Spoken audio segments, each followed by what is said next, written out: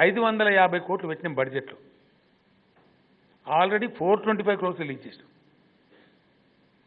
పెట్టిన బడ్జెట్లో అర్ధ సంవత్సరం కాలేదు, కానీ చచ్చిపోతాం బతుకుతాం, మాకు జీతాలకు లేవు, మాకు డీజిల్కి లేదు అని వచ్చి మీద పడితే 425 కోట్లు ఆల్రెడీ రిలీజ్డ్. ఇంకెక్కడి నుంచి ఇవ్వాలి డబ్బు? ఎవరు ఇవ్వాలా? దీని మీద దయచేసి మీతో నా రిక్వెస్ట్ ఏంటంటే, యువర్ ఆల్ ఎడ్యుకేటెడ్స్, బాధ్యత కలుగుతారు. దీని మీద ఏం జరిగిందండి? సాధారణంగా సహజంగా పండగల సీజన్లో వాళ్ళు డబ్బులు ఎక్కువ వస్తాయి. అందులో ముఖ్యమైన పండుగలను ఇప్పుడు వస్తాయి. ప్రధానంగా మనకి ఇప్పుడు సపోజ్ రంజాన్ టైంలో బాగా వస్తాయి, బాగా కొనుగోలు చేస్తారు, విపరీతంగా వ్యాపారాలు వస్తారు, హైదరాబాద్ వస్తారు, పోతారు, అత్తగారింటి పిల్లలు పోతారు, తల్లిగారింటి పిల్లలు, రకరకాలుగా జరుగుతాయి. దసరా వస్తుంది, బతుకమ్మ వస్తుంది, లక్షలాది మంది కోట్లాది మంది జరుపుకునే పండుగలు జరిగినప్పుడు డబ్బులు ఎక్కువ వస్తాయి. మనకు దసరా సీజన్లో వస్తాయి, బతుకమ్మకు వస్తాయి, రంజాన్కి వస్తాయి, కొన్ని ఇతర పండుగలు అప్పుడు వస్తాయి. ఆ టైం ఇప్పుడు బతుకమ్మ దసరా చాలా ముఖ్యం మన తెలంగాణలో, మీ అందరికీ తెలుసు. మినిమం ఈజ్ ఇలా రూపాయి వస్తుందనుకో, రూపాయిన్నర వస్తుంది అన్నట్టు. అంటే 11 కోట్ల ఆదాయం పర్ డే ఉంటే అప్పుడు ఏమైందంటే 1.5 ఇంకో 5 కోట్లు 6 కోట్లు ఎక్కువ వస్తుంది, 17 కోట్లకు ఆడిపోతుంది. అదనంగా 125 నుంచి 175 కోట్లు వస్తుంది. అటువంటి అద్భుతమైన పీరియడ్ను, ఆ డబ్బులు వచ్చే పీరియడ్ను సమ్మెకు పోయింది. సమ్మె కూడా ఎట్లాంటి పద్ధతి? పనికిమాలిన డిమాండ్లు 10-20 పెట్టారు. దాని మీద నంబర్ 1 డివిజన్ మమ్మల్ని ప్రభుత్వంలో విలీనం చేయాలి, అది పెట్టారు. పెడితే నేను కమిటీ చేసాను, ప్రభుత్వం మేము స్పందించినాం. ఇంకో లంగ ప్రచారం పెట్టారు బయట. ఆమె 2 నెలల నోటీస్ ఇచ్చి, నువ్వు 2 నెలలు ఇవ్వచ్చు, 20 నెలలు ఇవ్వచ్చు, నువ్వు ఇచ్చిన తెల్లారా ఉడుకుతారా? ఇది ఇంట్లో చిన్నపోవాడు అలుగుతాడు, ఏం చేస్తాం? అదే సంజాయించరా అంటాం, పెద్ద కొడుకు చెప్తాం, ఇంకోకి చెప్తాం, బావాకి చెప్తాం, తమ్మునికి చెప్తాం, తల్లికి చెప్తాం, కానీ సంజాయించి మనకు బుద్ధి లేదని. It take time. నువ్వు నోటీస్ చేయగానే తెల్లారి దుంకరు కదా, సంజాయించే ప్రయత్నం చేస్తారు. మేనేజ్మెంట్ కానీ గవర్నమెంట్ కానీ చెప్తారు, లేదు ఖచ్చితంగా మేము పలానా రోజు సమ్మె పోతాం డిక్లేర్ చేశారు. మేము కమిటీ చేసినాం, స్పెషల్ చీఫ్ సెక్రటరీ అధ్యక్షతన చేసి చెప్పినాం, నాయన నువ్వు గవర్నమెంట్ కలపమంటే అంత ఈజీ కాదు, అంత ఎటువంటి అటు పిచ్చే గుడ్డి గడపరాదు, ఇట్ టేక్స్ టైం. సమ్మెకు పోకుండా మీ ఆదాయం పోతుంది, ముందే మీ పరిస్థితి బాగాలేదు, ఆలోచించుదాం, డిస్కస్ చేద్దామంటే నో నథింగ్ డూయింగ్. మాకు మిగతా డిమాండ్లు ముఖ్యం కాదు, ఫస్ట్ డిమాండ్ ఎస్సా కాదా, రాతపూర్వకంగా ఇస్తే లెక్క, లేకపోతే మేము సమ్మెకు పోతాం. పోయింది కమిటీని కాదని, కమిటీ 2-3 సార్లు ట్రై చేసి మీటింగ్ జరిపి చెప్తే కాదని పోయింది. తద్వారా ఇప్పుడు రిజల్ట్ ఏంది? నెట్ రిజల్ట్ డెఫినెట్గా డబ్బులు అయిపోయినాయి. ఇంచుమించు అదే టైంలో గవర్నమెంట్ అంతకుముందు వాళ్ళు పెట్టిన రిక్వెస్ట్ ఉండి మేము చచ్చిపోతాం బతుకం అని రిక్వెస్ట్ పెడితే రిలీజ్ చేస్తారు డబ్బులు, సంస్థ కదా పోతాయని చెప్పి 100 crores ఇచ్చారు. నాకు తెలిసి బహుశా అక్టోబర్ మొదటి వారంలో ఇచ్చారు. సమ్మెకు ఒక రోజు అటో ఇటో, ఒక రోజు ముందో తెల్లారో మర్నాడో ఇచ్చారు. 100 crores రిలీజ్ చేశారు. రిలీజ్ చేస్తే వాడు బ్యాంకు కట్టాలా, లేకపోతే ఎన్పీ అవుతుంది, ఎంతో కొంత కట్టాలా కిస్తీ. రెండవది డీజిల్ కట్టాలా, లేదా బస్సు తిరగదు వాడు పోయే డీజిల్. హైర్ బస్సులు ఉన్నాడు కదా, వానికి 5 కోట్లు 3 కోట్లు అయితే బాగా నడపలేదు, వాడు పీక్ బస్సు తీసుకొని వెళ్ళిపోతాడు. అటువంటి మేము ఏవైతే మినిమమ్స్ గ్యారంటీ కట్టాల్సి ఉంటాయో కంపల్సరీ కట్టాలన్నా అవి కట్టేసింది. కట్టేయంగా మిగిలింది మా దగ్గర 7 కోట్లు 8 కోట్లు మిగిలింది. ఇప్పుడు గదే డబ్బును ఆర్టిస్టులు రూపాయి లేదు. ఇప్పుడు ఇక రూపాయి లేని పరిస్థితి ఒకటి. రెండవది వచ్చేది నువ్వు రాకుండా చేసినావు, జీరో చేసినావు.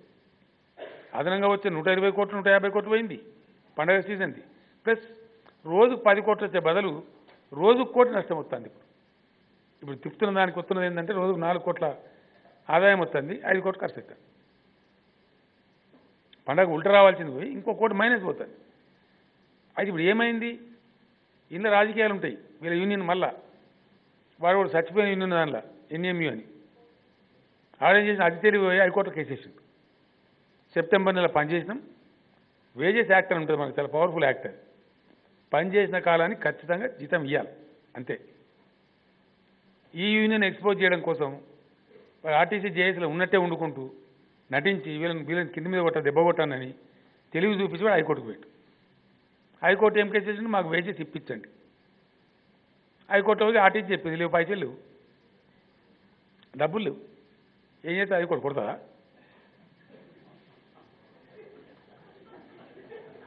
సంచిలో సస్కాన్ ఉంటే కదా ఇచ్చి అంటే వేకోటనే ఇచ్చేస్తుంది ఉన్న స్థితి చెప్పిండు వాడు ఎలా బికాస్ హైకోర్టు కదా లేదు వాడు కంటెంప్ట్ ఆఫ్ కోర్టు జైలు వేస్తాడు ఏందిరా నీకు అతను డబ్బులు లేవు డబ్బులు రావు it is a fact I'm telling you very serious ఈ మామూలు క్రైమ్ కాదు ఆర్టీసీ యూనియన్ల పేరు మీద వాళ్ళు చేస్తున్నటువంటి మహానేరం మహాపాపం అమాయక కార్మికుల యొక్క గొంతు కోస్తున్న వాళ్ళ జీవితాలతో ఆడుకుంటున్నారు 100% ఐఎమ్ టెలింగ్ ఆర్టీసీని వాళ్ళే స్వయంగా ముంచుకుంటున్నారు ముగించుకుంటున్నారు ఎవడి ప్రపంచంలో కాపాడలేరు అది అయిపోయిన కింద లెక్క నా దృష్టిలో ఇట్స్ గాన్ కేస్ అంతగానో అధ్వానం అయితే ఇంకా 100% ఏం ఇప్పుడు నేను ఇంకోటి చెప్తున్నా మీకు ఇది కూడా చాలామంది తెలియగా మాట్లాడుతున్నారు ఇక్కడ బీజేపీలో అయితే మరీ వితండవాదం అడ్డంపుడు అద్దు లేదన్నా బద్దు లేదు ఇదేంది ఇప్పుడు ఇది లేటెస్ట్ యాక్ట్ ఇది ఎప్పుడో చేసిన యాక్ట్ కూడా కాదు మొన్న నరేంద్ర మోడీ గారి ప్రభుత్వం రెండవసారి గెలిచొచ్చిన తర్వాత 2019లో మొన్న బడ్జెట్ సమావేశంలో పాస్ చేసిన చట్టం దీనిలో చాలా స్పష్టంగా సెక్షన్ 67లో very clearly power to the states to control RTCs very clear actual ఏమైంది ఆర్టీసీల చరిత్ర ఏంటంటే 1950లో నెహ్రూ గారు ప్రైమ్ మినిస్టర్ ఉన్నప్పుడు తెచ్చిన చట్టం ఒకటి ఉంది అన్ని రాష్ట్రాల్లో ఆర్టీసీ నెలకొల్పుతూ దాన్ని తొలగిస్తూ ఆ చట్టాన్ని సవరిస్తూ ఆర్టీసీలే ఉండవలసిన అవసరం లేదు any number of private permits మీరు ఇచ్చుకోవచ్చు రాష్ట్ర ప్రభుత్వాలకు సంపూర్ణ అధికారం ఈ చట్టం ఇస్తున్నది కాబట్టి మీరు ముందుకెళ్ళిపోండి పోటీతత్వం పెంచాలా ఆర్టీసీ అని భ్రమలలో ఉండొద్దు ప్రజలకు మెరుగైన సేవలు అంతాయి కాంపిటీషన్ వస్తుంది ఇంతకుముందు బిఎస్ఎన్ఎల్ మాత్రం ఉన్నప్పుడు ఒక ఫోన్ కావాలంటే నేను ఎమ్మెల్యే అయినప్పుడు నాకే 4 నెలలు పట్టింది ఎమ్మెల్యేకి ఫోన్ అడిగితే ఇప్పుడు కుక్క చెట్టారు ఇప్పుడు చేస్తాడు ఫోన్ అసలు ఒకనొక దగ్గర మూడు ఫోన్లు ఉంటుంది 3 జేబులు 2 జేబులు 2 ప్యాంట్లు కూడా మీసే జేబుల అట్లా అయిపోయింది పోటీ విమానాలు కూడా అంతే ఓన్లీ ఎయిర్ ఇండియా ఉన్నప్పుడు చాలా మోనోపాలు ఉండే ఇప్పుడు కథ మొత్తం ప్రైవేట్ ఎయిర్లైన్స్ వచ్చేసినాయి ఢిల్లీ టికెట్ అప్పుడప్పుడు 3,000కి దొరుకుతుంది ఇదే స్పిరిట్ ఇప్పుడు ఈ చట్టం వీళ్ళు పెట్టింది ఏంటంటే ఓన్లీ ఆర్టీసీ ఏం లేదు మోనోపాల్ అవసరం లేదు ప్రైవేట్ పర్మిట్లు ఇవ్వండి ఆర్టీసీకి పోటీదారులను సృష్టించండి తద్వారా ప్రజలకు మెరుగైన రవాణా సదుపాయాలు అంతాయి ఎక్కువ ట్రిప్లు అంతాయి ఛార్జీలు తగ్గుతాయి పోటీ పెరుగుతుంది కాబట్టి స్టేట్ గవర్నమెంట్కి అధికారం ఇస్తామని చెప్పేయడం కాదు చట్టం పాస్ చేసిన మొన్నటి పార్లమెంట్ చట్టంని పాస్ చేసినారు 1 సెప్టెంబర్ నుంచి ఈ దేశంలో ఇప్పుడు చట్టం అమల్లోకి వచ్చింది this act is in force exactly motor vehicle amendment act 2019 దీని పేరు అయిపోయింది ఇప్పుడు ఏం చేస్తాం మేము ప్రభుత్వంగా నీ దగ్గర రూపాయి లేదు ₹1 లేకుండా నువ్వు చేసుకుంటున్నావు నీకు వచ్చే ఆదాయం రోజు 11 కోట్ల ఆదాయాన్ని ముంచుతున్నావు నీ యొక్క పిచ్చి సమ్మె దాని ద్వారా ఏమవుతుంది ఆర్టీసీ రేపు హైకోర్టులో మళ్ళీ 29కి వేసిన జడ్జి ఆ కేసు ఏమవుతుంది మళ్ళీ అదే చెప్తారు రికోర్స్ ఏంటంటే హైకోర్టు పవర్ లేదు దీని తీర్పు చెప్పే పవర్ లేదు సీదా ఏం చేయాలంటే ఇండస్ట్రియల్ ట్రిబ్యునల్కి రిపోర్ట్ చేయాలి ఇండస్ట్రియల్ లేబర్ డిపార్ట్మెంట్కి పోతుంది వాడిని ఇక్కడే పద్ధతి సీదా లైన్ ముచ్చ ఇస్తావా జీతం ఇయ్యవా లేవు నా దగ్గర నీకేమేమి ఆస్తులని అమ్మేయమంటారు ఎప్పుడైనా జరిగేది అది కంపెనీ చట్టం అది అప్పుడు 4 బస్ స్టాండ్లు అమ్మాలి జీతాలు ఇవ్వాలి సెప్టెంబర్ నెలకు ఈ ఆస్తి ఉంటే అది బస్సులు ఉంటాయి బస్సులు అమ్మాలా వాడు లేపితే వాడు ఆక్షన్ వేస్తారు లేపితే 100% ధర నేనేం చేయాలా అది కార్పొరేషన్ బాబు గవర్నమెంట్ కాదు 100% పోతుంది ఒకటి కాదు నేను చెప్పేది వాయిదా చెల్లించకపోతే కిస్తీ కట్టకపోతే ఎన్పిఏకి అవుతుంది దట్ ఈస్ వన్ డేంజర్ ఇంకా మీకు తెలియదు నేను చెప్తున్నా ఇది అందుకే దురహంకారపూరితమైనటువంటి ఆలోచన రహితమైనటువంటి అర్థం పర్థం లేనటువంటి బుద్ధి జ్ఞానం లేనటువంటి సమ్మె ఇది మెడ మీద తలకాయ ఎవడు చేయడు సంస్థ మనుగడను కానీ కార్మికుల యొక్క భవిష్యత్తు కార్మికుల యొక్క జీవితాలు వాళ్ళ కుటుంబాలతో ఆడుకోవద్దనే కనీస జ్ఞానం ఉన్నవాడు ఎవడు చేసే సమ్మె కాదు ఇది వెరీ సారీ చట్టమే, నేను చెప్పే చట్టమే, నేను చెప్పే చట్టమే కదా, ఇక అర్థమైతే లేదా? నేను చెప్పే చట్టమే. వాళ్ళ సమ్మె ఇల్లీగల్ ఎప్పుడున్నా తెలుసా నీకు?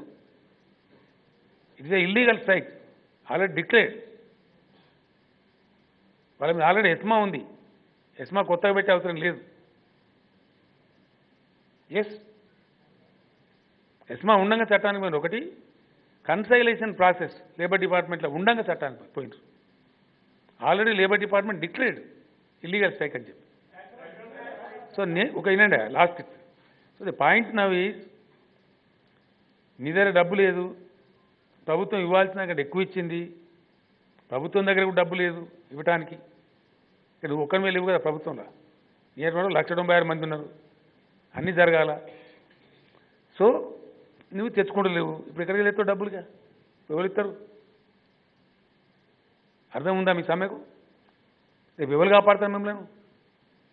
ఎక్కడి నుంచి వస్తుంది? బ్యాంకు అటు ఇయ్యరు. ఇంకా తమాషా, 2600 బస్సులు ఇప్పుడు రిప్లేస్మెంట్కున్నాయి, 10 lakh కిలోమీటర్స్ అయిపోయి. అవి మార్చాలా? అవి మార్చాలంటే 800 నుంచి 1000 కోట్లు కావాలా? అవి లేవు, అవి లేవు. ఎవడు రూపాయి ఇచ్చే పరిస్థితి లేదు. ఇప్పుడు ఏం చేస్తావుగా? అంటే డెఫినెట్లీ ఈ సమ్మె యొక్క రిజల్ట్ ఏంటంటే, ఈ సమ్మె యొక్క ఫలితం ఏంటంటే 1000% పాత ఆర్టీసీ ఉండే ఆస్కారం లేదు, జరగదు. పాత ఆర్టీసీ యాజ్